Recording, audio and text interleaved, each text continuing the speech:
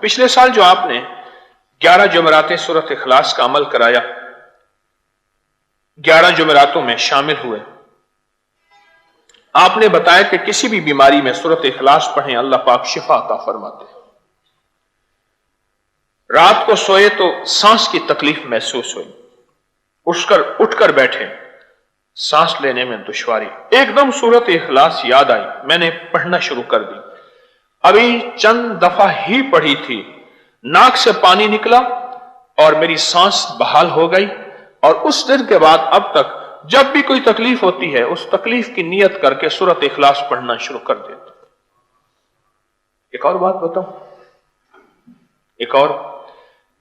ہمارے ایک بزرگ گزرے حضرت مولانا شمس الافغانی رحمۃ اللہ علیہ، ان کے خادم تھے حکیم عبد الغنی صاحب،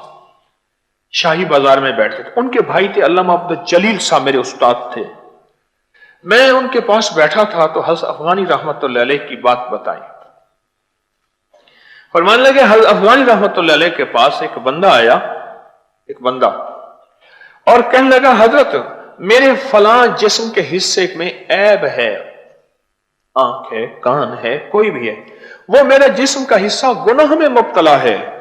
میں اس کو گناہ سے نکالنا چاہتا ہوں۔ حضرت نے فرمایا اعمال کا ہدیہ اس حصے کو دے۔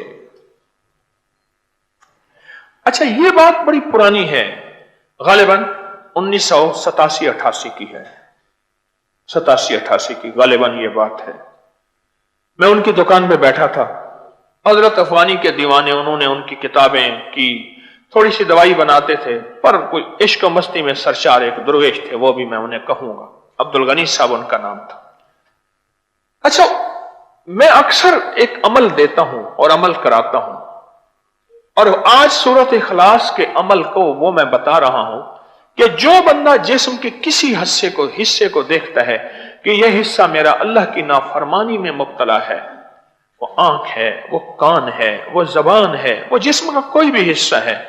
اس حصے کو سورۃ اخلاص کا ہدیہ دے۔ بڑے لوگوں کو میں نے بتایا،